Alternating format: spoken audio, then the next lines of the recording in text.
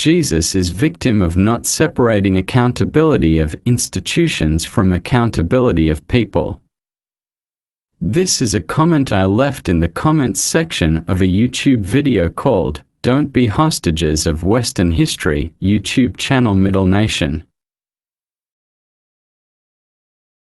I grew up in a small town just outside of Brussels, the capital of Europe.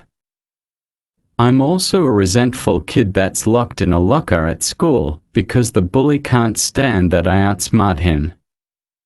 So, even if I pass that message, which I've been doing my whole life, are you going to unlock the door? Because if you don't, you're not better than the bully. So, do you have the key? Open the door. The virus will spread if we don't detect it before it's too late. Being locked in a locker room is not a good situation to be in if you want to pass a message. The problem is you don't want to listen to the smart kid either. The bully didn't want to, and neither do you, but for a different reason. The reason is prioritizing institutions at the expense of humans. You have a better education system than our education system, which makes you believe, or should I say which tricks you into believing that the problem with the education system is a far greater issue than the smart kid that is still kept hostage in the claustrophobic locker. Did it ever occur to you that you need to free this hostage, that you have to free this prisoner, instead of blaming a failing education system? A good education system needs smart people, right? You can connect the dots, don't you? Why did the bully lock me up in the first place? To pull me down. But you don't want to pull me down. Is that so? Indeed, you don't want to pull me down unless I can prove that you're the bully. I mean, are you actually aware of how painful your testimony is? Yes, I'm talking about your video. We are real people, you know. I don't care what continent you're born in. I don't care if you're born in the global north or the global south. I don't care if you have Confucius wisdom, Quran wisdom, or Nietzsche wisdom. I care about humans. If it had been left to you, they would have all been left in the dustbin of history. Those are your words. But do you literally mean, if it had been left to me? To me? See, as a smart kid locked in a locker, I don't mind that you think I'm lucky to be born in the West.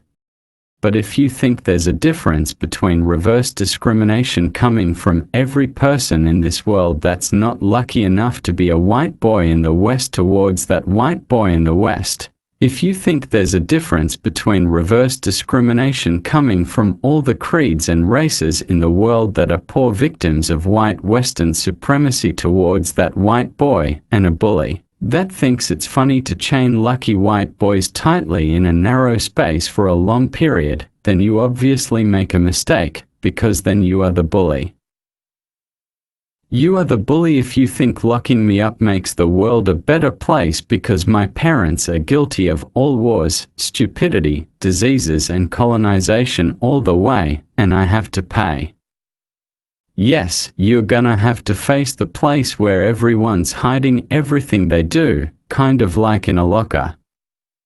Some people think that when you hide the problems long enough they eventually pop up at the most uncomfortable moment, and the worst thing is, when they do pop up they are very sticky, like a virus.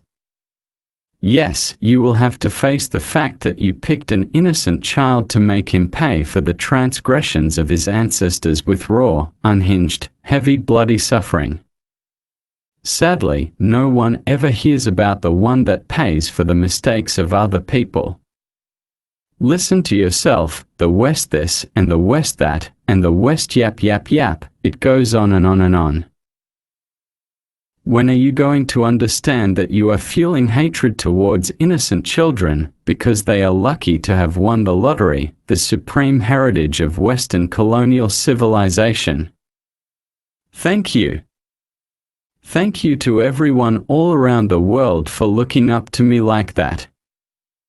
I was born in the same world, but not at the same place. I was born in this echo chamber called a locker. I heard in another video of yours that you approved of the separation between your place and this damn place from where I'm trying to reach you. Because this place is a vacuum that lacks reason and comprehension, which is basically just approving of separatism, which is the root of everything you criticize, as I expect you to know. You can bear the idea of separating your place from my place, but how come you can't separate the accountability of institutions from the accountability of people that happen to be born at the wrong place at the wrong time? Despite my failed education, they taught me about Malcolm X and Martin Luther King at school. They taught me about separatism. You don't have one good word for us in the West, but as it turns out you cling to the same principles of separatism, even though we all know it's the root of many problems in the Western way of thinking. It looks like my lottery ticket has a serious downside after all. Everyone agrees it's contradictory to criticize what you approve of. It basically means your morals and values are not integer but twisted. This problem is not new. This problem is a billion times older than you. Why don't you come over here and tell this lucky white boy who you call a person you make pay for the mistakes of his ancestors, because I don't know any name other than Jesus. Give me another name, or stop crucifying me. I love you, people of America, North and South, Europe and Africa, Asia and Australia. God bless you. I was just hoping someone would love me back someday.